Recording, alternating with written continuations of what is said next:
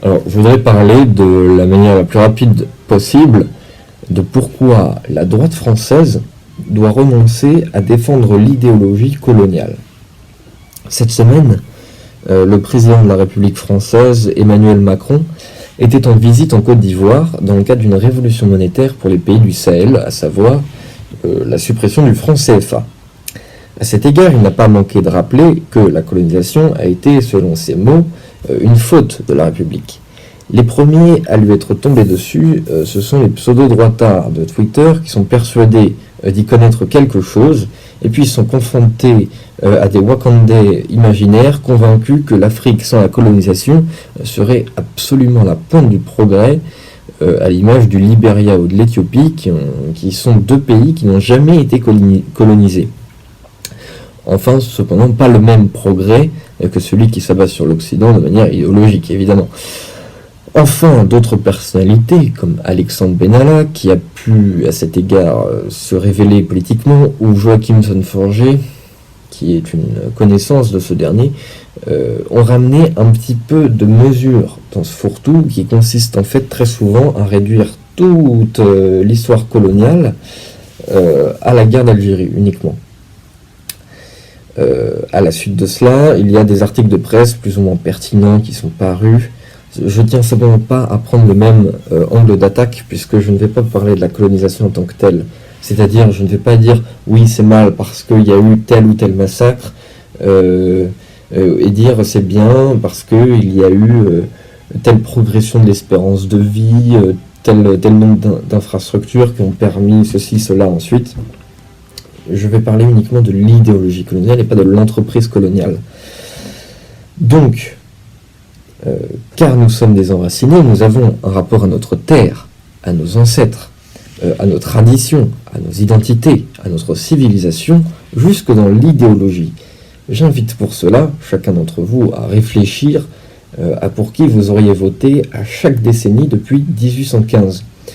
Si Nietzsche avait tracé la généalogie de la morale, nous, notre exercice, ça va être de tracer la généalogie de l'idéologie. C'est-à-dire, mais de qui sommes-nous les fils spirituels, les fils idéologiques? Parce qu'il y a toute une gauche qui est née en 68, qui est une sorte de gauche imaginaire. C'est ce qui a permis à cette gauche trotskiste de prendre le pas durant les années 90 et de manière définitive en 81 aux élections présidentielles, qui s'est permis de prendre le pas sur la gauche stalinienne ou staliniste. Parce que cette gauche est totalement imaginaire, hédoniste, qui ne se réfère à aucun régime politique pour ne se voir imposer aucune responsabilité, tandis que les staliniens ont bien été obligés par la suite d'admettre que le régime de Staline et autres régimes communistes comme Mao ou Pol Pot était absolument horrible. Eh bien nous refusons d'être des nouveau-nés, nous voulons avoir un héritage. Et donc de qui sommes-nous les fils spirituels? Car si on fait cet effort, on s'aperçoit que le président de la République a éminemment raison dans notre sens. Certes, c'est de l'autoflagellation de façade. D'accord. Mais il a raison en chacun de ses termes. C'est très important. C'était bien une faute et pas une erreur, parce qu'on savait très bien ce qu'on faisait en Afrique dans l'entreprise coloniale. Mais également dans le mot de la République. Il n'a pas dit que c'était une faute de la France. Il a dit l'équivalent même de l'État français. Il a dit c'est une faute de la République. Oui, évidemment, c'est une faute de la République, des républicains de gauche, face aux royalistes et bonapartistes de droite. Il est temps donc de vous enraciner dans cette pensée-là. L'immense historien René Raymond estime qu'aujourd'hui encore, il est mort il y a longtemps, donc c'était il y a assez longtemps, il y a 40, 50 ans je crois, 60 peut-être. Il estimait qu'il y avait trois droites en France, qui étaient au départ des partis bien distincts, le légitimisme qu'on a déjà vu, l'orléanisme et le bonapartisme qu'on verra un peu plus tard. En réalité, je crois qu'il y a une certaine vacuité entre ces trois, et qu'aujourd'hui on peut récupérer des gens qui se disent à la fois légitimistes et à la fois bonapartistes, enfin plutôt royalistes et bonapartistes, parce qu'ils veulent simplement, ce sont des césaristes en réalité, ils ont une soif de pouvoir vertical, et ils n'ont pas forcément une très grande attirance envers les non-royaux. C'est pas ça l'important. L'important, c'est d'avoir un grand monarque, un souverain.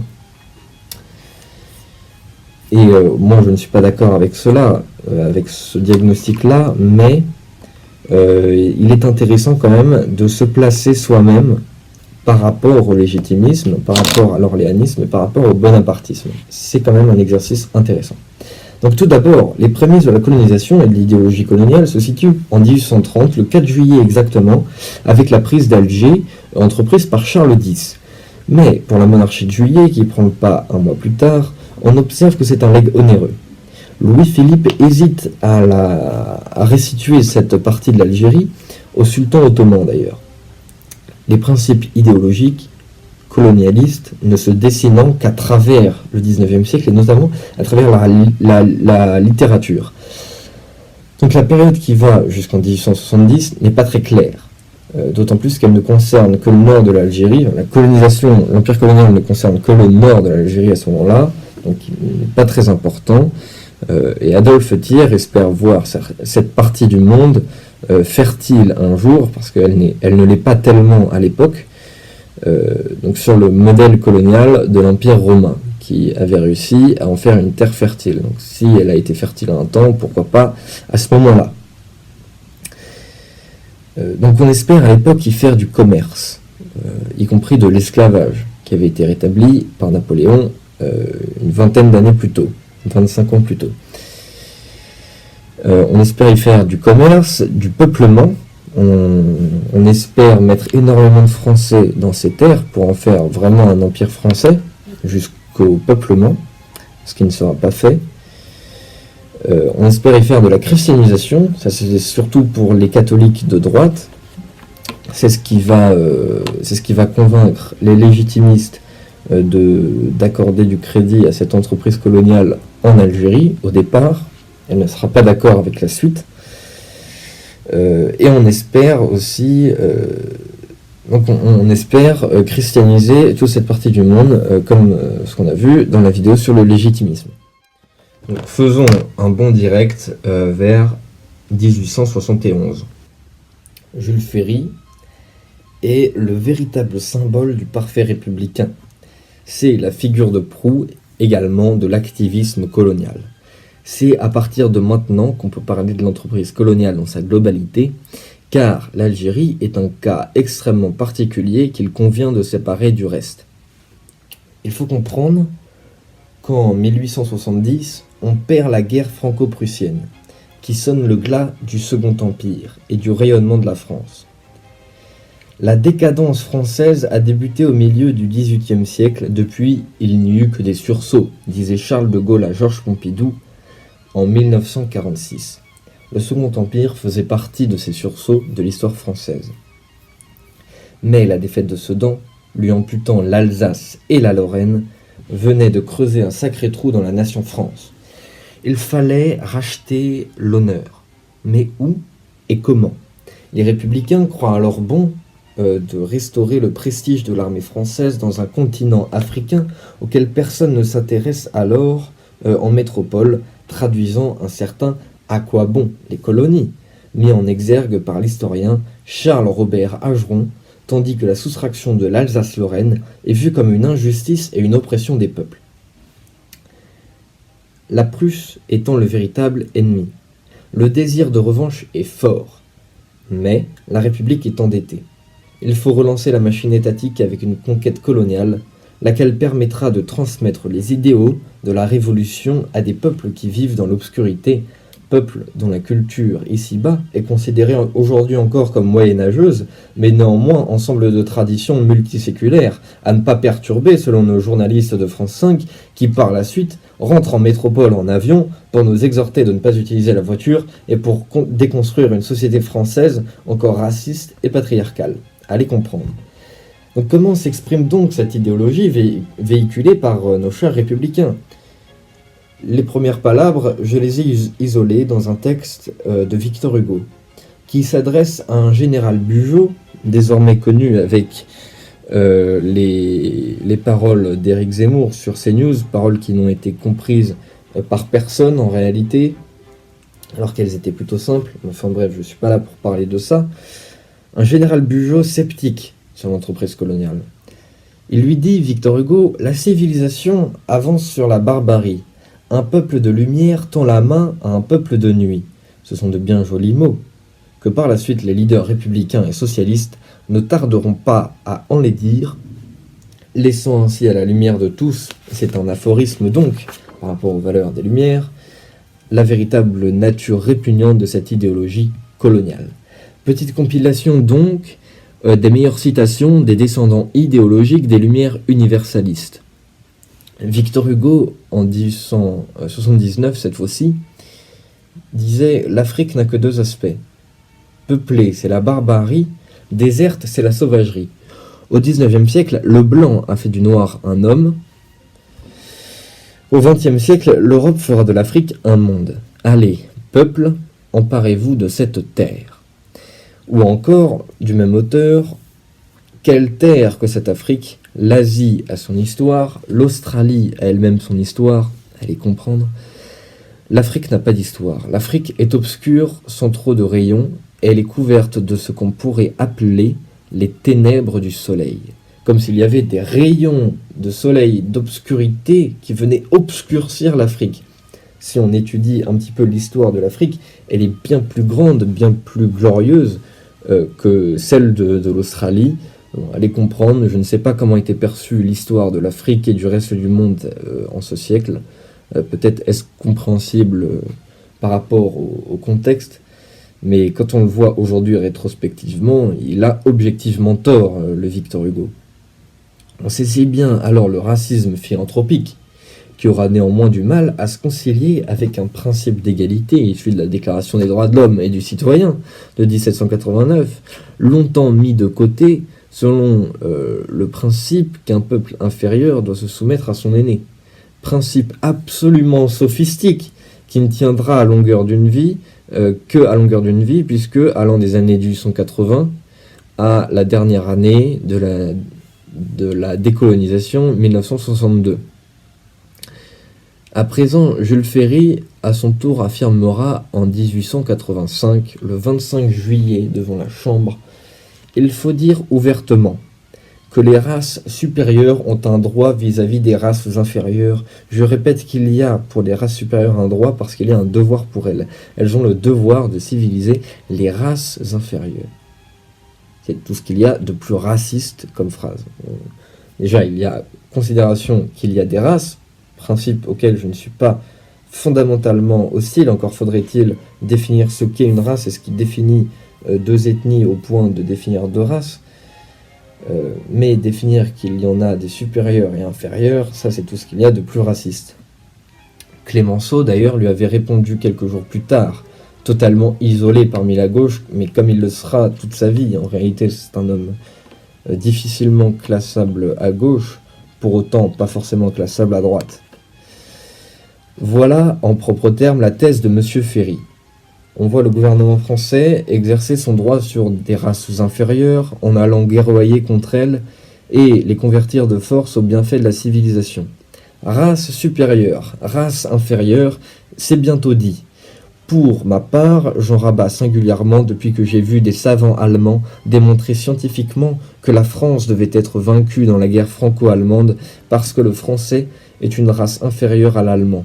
Depuis ce temps, je l'avoue, j'y regarde à deux fois avant de me retourner vers un homme et vers une civilisation et de prononcer homme ou civilisation inférieure.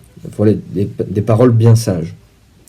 De Jules Ferry encore, la race supérieure, en lui répondant à Clémenceau, la race supérieure ne conquiert pas pour le plaisir, dans le dessein d'exploiter le faible, mais bien de le civiliser et de l'élever jusqu'à elle. On perçoit alors le principe émancipateur de la colonisation qui constitue en fait à elle-même sa propre fin. La fin de la colonisation, c'est la décolonisation, c'est de dire je t'élève jusqu'à moi, mais évidemment qu'une fois qu'on t'élève jusqu'à nous, il faut te laisser tranquille par la suite. Il faut te laisser ton indépendance. J'étais pour laisser l'indépendance depuis le début, mais bon. Mais la supercherie ne s'arrête pas à ces deux personnages. Victor Hugo et Jules Ferry fussent-ils absolument éminents. Jaurès, en 1903, devant la Chambre des députés, déclara que la civilisation que représente la France en Afrique auprès des indigènes est certainement supérieure à l'état présent du régime marocain. Léon Blum, à présent en 1925, beaucoup plus récent, devant les députés encore, disait « Nous admettons le droit et même le devoir des races supérieures d'attirer à elles celles qui ne sont pas parvenues au même degré de culture et de les appeler au progrès réalisé grâce aux efforts de la science et de l'industrie. » C'est un peu le même principe que celui qui était dit par Jules Ferry en 1885. Encore Albert Bayet, qui n'était pas un parlementaire, mais qui était président de la Ligue des droits de l'homme. Donc là, organisation totalement philanthropique. Faire connaître au peuple les droits de l'homme, ce n'est pas une besogne d'impérialisme, c'est une tâche de fraternité. La France moderne, fille de la Renaissance, héritière du XVIIIe siècle et de la Révolution, représente dans le monde un idéal qui a sa propre valeur et qu'elle peut et doit répandre dans l'univers.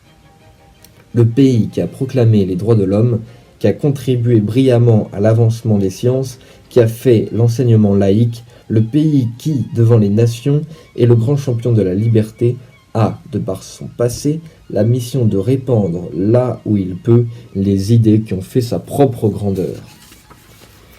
Donc à présent, au lieu d'étudier tout le racisme philanthropique de la gauche de l'époque, il est temps d'observer les positions de la droite de l'époque. Les partis politiques sont alors les légitimistes, les orléanistes, qu'on peut regrouper sous le même sigle royaliste, et il y a un résidu de bonapartistes, et par la suite, dans les années 1885, apparaissait une tendance nationaliste, un peu plus parlementaire, conservatrice, avec Déroulède d'abord, Paul Déroulède, et le général Boulanger ensuite. Donc le duc de Broglie, qu'on ne manquera pas de citer en parlant de l'orléanisme, chef de file des orléanistes à l'époque, clama devant le Sénat en 1884 « Les colonies affaiblissent la patrie qui les fonde. Bien loin de la fortifier, elles lui soutirent son sang et ses forces. Ce que, personnellement, je relirai avec un texte qui est apparu 120 ans plus tôt, qui était le contrat social de Rousseau. Dans son livre 2, au chapitre 10, à la toute fin, vous verrez qu'il dit, Rousseau, « On a vu des États tellement constitués que la nécessité des conquêtes entrait dans leur constitution même et que pour se maintenir, ils étaient forcés de s'agrandir sans cesse. Peut-être se félicitaient-ils beaucoup de cette heureuse nécessité qui leur montrait pourtant, avec le terme de leur grandeur, l'inévitable moment de leur chute. Ainsi, il théorise un moment de l'État qui est devenu trop grand pour lui-même et qui, tel une étoile, tombe sous son propre poids, en réalité croule sous son propre poids. C'est le même principe que celui qui est déployé par le duc de Broglie en 1884. Par la suite d'ailleurs, De Gaulle disait que si ce n'était pour la gloire, il lui mieux fallu que Napoléon n'existe pas. Parce qu'il avait créé un empire français qui était absolument immense, mais qui était trop grand pour la France. Et par la suite, donc, il s'est pris toute l'Europe dans la gueule. Il a perdu, et c'est comme ça que nous avons perdu. Mais regardez également la chute de l'URSS. L'URSS était devenue trop grande pour elle, et par la suite, elle a dû rapetissir pour continuer de vivre en tant que Russie. Paul Déroulède, par la suite précurseur du nationalisme français avec Barrès et Boulanger, considère que ces colonies ne sauraient compenser la perte de l'Alsace et de la Lorraine. Il dit « J'ai perdu 2 sœurs et vous m'offrez 20 domestiques ». Il déclare cela à Jules Ferry. On revient un an plus tôt, cependant, en 1883, le député bonapartiste Paul de Cassagnac s'adresse encore à Jules Ferry, qui dit « Au lieu de vous lancer à courir auprès des colonies nouvelles agrémentées de prétendus gisements d'or que vous ne connaissez pas, et de prétendues mines de houille que vous indiquez sur vos cartes fantaisistes pour que l'opinion publique vous accompagne dans cette aventure lointaine, la France vous dira de ne pas regarder si loin. C'est en France qu'il faut regarder, c'est la misère qui est en France qu'il faut soulager. Citation, on peut le noter, d'une actualité incroyable.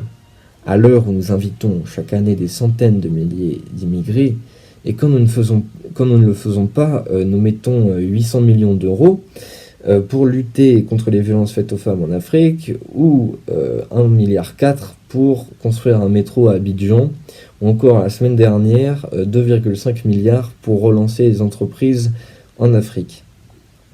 Par la suite, l'action française de Maurras, on ne retiendra pas de citation cependant cette fois-ci, restera fermement anticolonialiste également, et par la suite De Gaulle. Sur la même tradition, De Gaulle, qui est le fils spirituel de Barrès, de Maurras, mais également de Péguy, pour la tradition un peu la mystique républicaine. Donc De Gaulle, il ne croyait pas à l'intégration de millions d'Algériens à la France, et il accusait même ceux qui y croyaient de détenir des cervelles de colibri. Il parlait alors de Jacques Soustel, mais aussi peut-être de Michel Debré. Donc si la droite s'est convertie par la suite à l'idéologie coloniale, à partir des années 1890, c'était pour ces grands industriels, pour convertir également à la religion chrétienne. Cette sainte alliance de la démocratie bourgeoise et des sans-culottes libéraux s'est appelée d'ailleurs l'alliance des coffres-forts et des baïonnettes. Lorsque l'on arrive à l'après-guerre, il s'agit alors d'accorder les mêmes droits aux colonisés. La colonisation, ou le temps d'ailleurs, ayant accompli son œuvre émancipatrice, qu'Hubert Lyautey, légitimiste protecteur du Maroc en 1920 et maréchal accessoirement, avait très bien compris. En 1946, alors, Édouard Herriot, figure emblématique de la gauche radicale, déclarait « Si nous donnions l'égalité des droits aux peuples colonisés, nous serions la colonie de nos colonies ». Il avait très bien compris le principe démographique. Voilà pourquoi donc, il ne faut pas être un décolonialiste mou nourri d'indigénisme déraciné du XXIe siècle, mais je le dis, un anticolonialiste enraciné du XIXe, et ce, surtout si on est de droite.